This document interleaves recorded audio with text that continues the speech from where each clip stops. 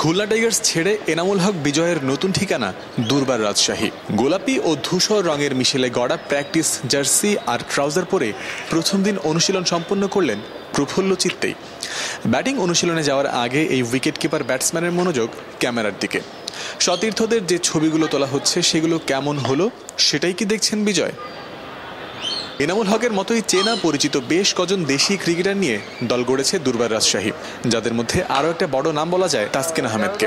দলটার নামের মতোই প্র্যাকটিসের শুরু থেকে তিনিও বল হাতে দুর্বার। তার এমন খাটো লেন্থের বল খেলতে গিয়ে কিছুটা যেন হকচকিয়ে গেলেন জিশান আলম। ভ্যারিয়েশন এনে ইয়র্কারে পরাস্ত করতে চেয়েছেন যেমন, তাসকিনের বল লিভ করতে গেলেও তাতে ধোঁকা খেয়েছেন ব্যাটার।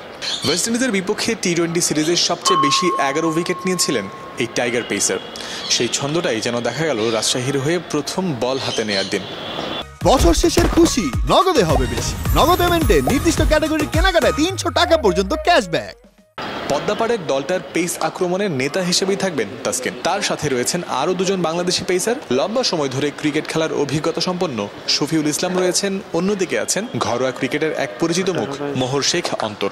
দেশি এই পেসারদের সাথে আবার যুক্ত করা হয়েছে ওমানের হয়ে খেলা বাঁহাতি পেসার বিলাল খানকে।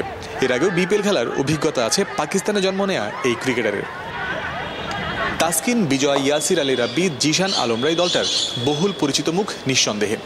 দিন কয়েক আগেই NCL টি-20 জেতা রংপুরের অধিনায়ক আকবর আলীও অভিজ্ঞতার পাল্লা ভারী করবেন দুর্বার রাজশাহীর। সবশেষ NCL এর লঙ্গার ভার্সনের সর্বোচ্চ রান করাদের মধ্যে 5 নম্বরে থাকা সাব্বির হোসেন এই দলেরই সদস্য। এর আগে বিপিএলে মোট 4 দলের হয়ে 21টি ম্যাচ খেলা ব্যাটার মিজানুর রহমান রাজশাহীর টপ অর্ডারের আরেক নাম।